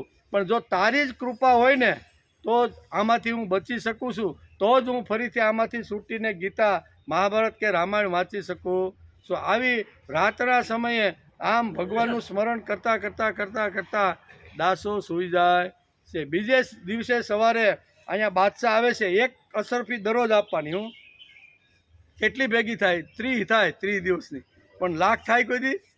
રોજ આવે બાદશાહ, બરોબર, અને દાસોને મળે અને 1 અફસરીનો કે લે ભાઈ આ તને દાનમાં આપું છું. એમ કરી અને જ્યારે આ વાત કરતો ને ત્યારે દાસો સિંહ જેમ ગર્જના કરે ને એમ એ જે હતી ને એ પાછી બાદશાહ તરફ ઘા કરે કે તું મને જે અશરફી આપે છે ને એ મારા માટે તો હાથનો મેલ છે. તું મને એમ કહેશો કે 1 મહિના પછી હું તને ઇસ્લામ બનાવી દઈશ ને, બરાબર. સિંહની ગર્જના કરે છે કે અમારા હિન્દુની અંદર જે ગીતાની અંદર જે જ્ઞાન છે, રામાયણની અંદર જે ચરિત્રો બધા જે વર્ણવ્યા છે ને એવું તારા ધર્મમાં આમ જેમ સિંહ ગર્જના કરે ને એમ નાનો એવો હોશ હતા. આ તો બાદશાહ ભાઈ, આખા બાદશાહ એટલે આખો રાજા કહેવાય ને. રાજાની સામે આવો નાનો એવો છોકરો એમ કે તારા ધર્મમાં છે હું કે તારા ધર્મમાં કાંઈ લેવા જેવું નથી. અમારો ધર્મ જે છે ને એમ કરીને ગીતાની વાત કરે, ઉપનિષદની વાત કરે. અમારા ધર્મમાં તો આવી રીતની વાતો લખેલી છે. એમ સિંહની ગર્જના કરીને અશરફી જે રોજ આપતો હતો ને એ પાછી એના તરફ ઘા કરે કે ભાઈ તારી અશરફની મને કાંઈ જરૂર નથી. આમ કરી રાજા કે કાંઈ વાંધો નહીં. આ લાતો શું કહેવાય, બાતોનું દેવ, લાતોનું ભૂત બાતો છે નહીં માને કે હવે આને 30 દિવસની તો મારે રાહ જોવી પડશે. અને આમ કરીને 30મો દિવસ પ્રસાદ થયો. 30મો દિવસ આવીને ઊભો રહ્યો. રાજ દરબારની અંદર અહીંયા દાસોને હાજર કરવામાં આવે છે. અને અકડે ટાટ શું કહેવાય સભા ભરાઈ ગઈ. આવું હોય ને ત્યાં બધા બહુ હોય, સમજા. જ્યાં આવો તમાશા હાલતા હોય ને કે આજે શું થાય ત્યાં લોકો તાત્કાલિક ભેગા થાય. 2 જણા શેરીમાં બાંધે ને એટલે ગમે ત્યાંથી ઉતરીને 5 મિનિટમાં તો આખું ટોળું ભેગું થઈ જાય કે નહીં. પણ આ વડલા હેઠા શ્રીમદ ભગવદ્ ગીતા વંચાય છે તો એ કોઈને ખબર હોય નહીં. એટલે સાચે કોઈ, કબીરે પણ કીધું કે સાચે કોઈને પતી જાય, જૂઠે જગપતિ જાય, ગલી ગલી ગોરસ ફીરે, મદિરા બેઠે બીકાય. કબીરે પણ આ જ વાત સમજાય. રાજા બાદશાહ આજે દાસોને શું કરશે, બરોબર, કેવી રીતની સજા કરશે, છૂટો કરશે, કેમ 30 દિવસ પૂરા થયા. 30 દિવસથી આવી રીતની એને અવધિ આપી હતી. અવધિ પૂરી થયા પછી રાજ દરબારની અંદર દાસોને હાજર કરવામાં આવ્યો. એના બાપ આવ્યા, એના પિતા દિગંબર પંત આવ્યા. પણ એનાથી હવે જોવાનું નહીં આ દ્રશ્ય. એટલે ધ્રુસકે રડતા એ રાજ દરબારમાંથી બહાર નીકળી ગયા કે હવે નક્કી આવતીકાલથી મારો દાસો હિન્દુ મટીને મુસલમાન બનવાનો છે. આ બધા પ્રસંગો પાંડુરંગ શાસ્ત્રી પોતાના શ્રાદ્ધ ભાગ 1ની અંદર વધારે કોઈને વાંચવાનું હોય ને તો એના પુસ્તકની અંદર આ બધા જે હજારો વર્ષ પહેલાં જે ઘટનાઓ બની ગઈ આપણા ભારતની ભૂમિ ઉપર એની આ બધી વાતો છે.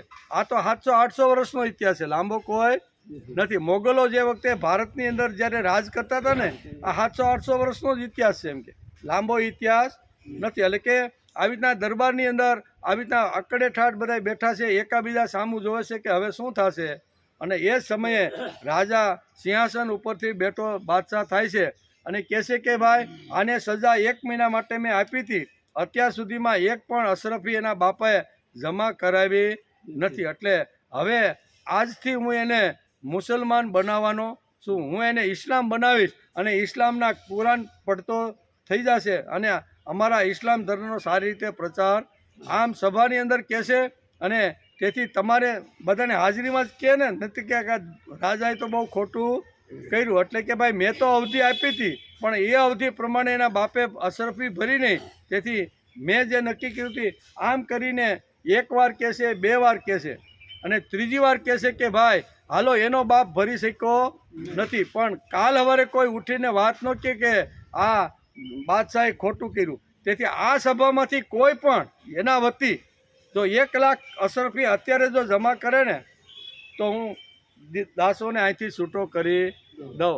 આવો 1 વાર 2 વાર અને 3 વાર બોલવા જાય છે ને તો આ સભામાંથી એક નવ લોહિયો યુવાન ઊભો થયો અને હાથની અંદર 1 લાખ અશરફી હતી, બરાબર.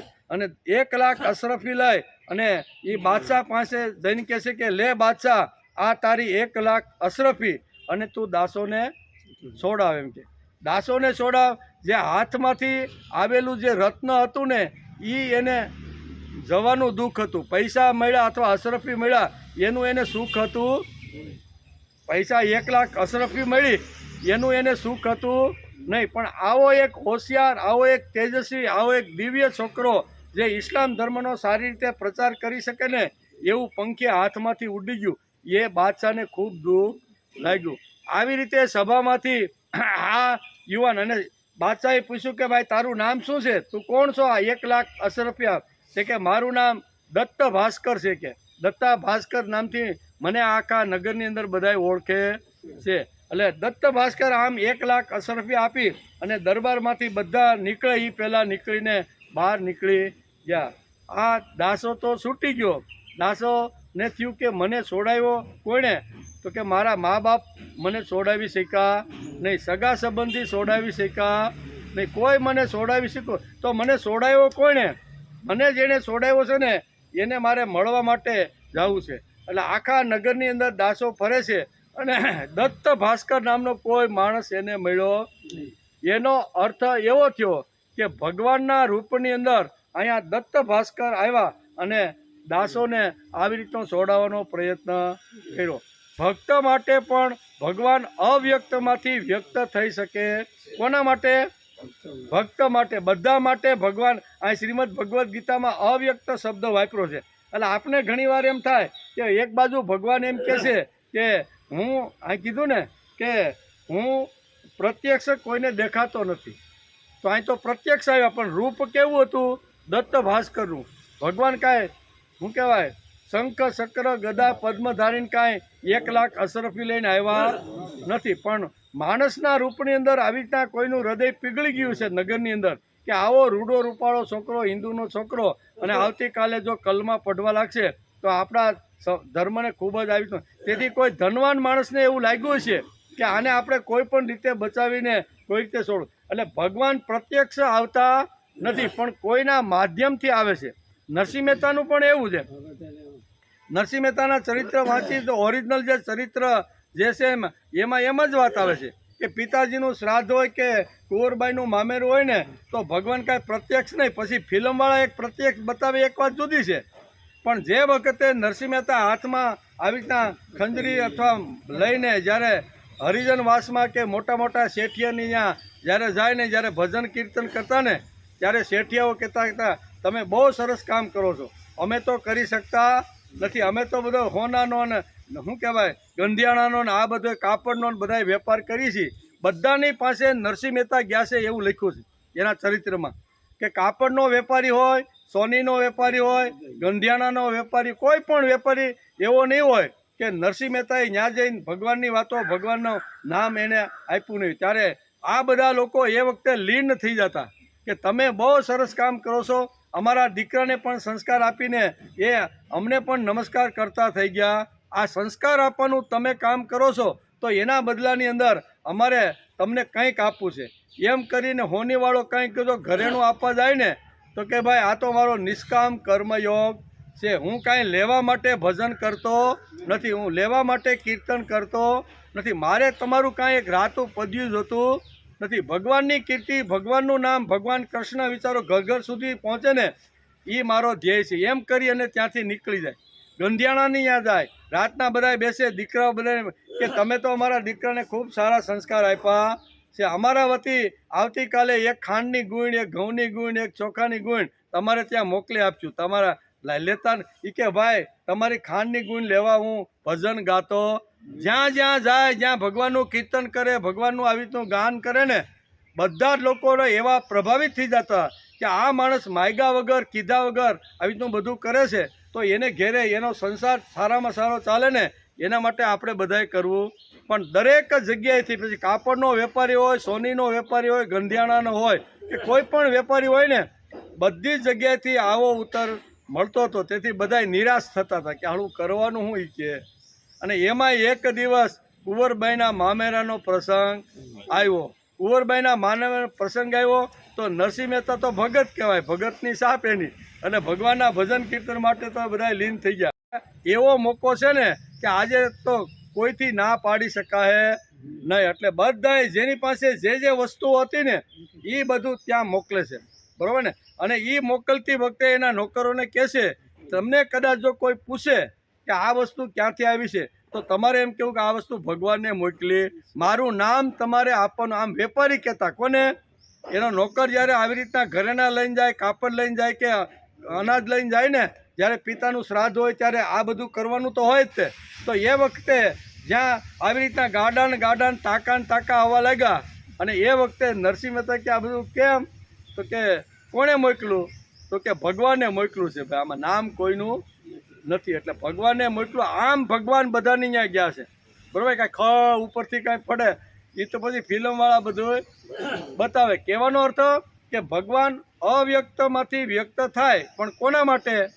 તો કે ભક્ત માટે. આત્યંતિક હૃદયનો જેના ઉપર આંતરડાનો પ્રેમ હોય, અને જેણે આખી જિંદગી પર્યંત નિષ્કામ કર્મયોગ કર્યો હોય, એક પણ સ્વાર્થ માટે વાત વિચાર કે કોઈ એના પગલાં અથવા પગ ઉપડ્યા ન હોય, એવા જે ભક્તો છે ને, ત્યાં ભગવાન અવ્યક્તમાંથી વ્યક્ત થાય અને ભગવાન ત્યાં એના કામ કરે છે, પણ માણસના રૂપની અંદર, બરાબર ને. કોઈ પણને નિમિત્ત બનાવે.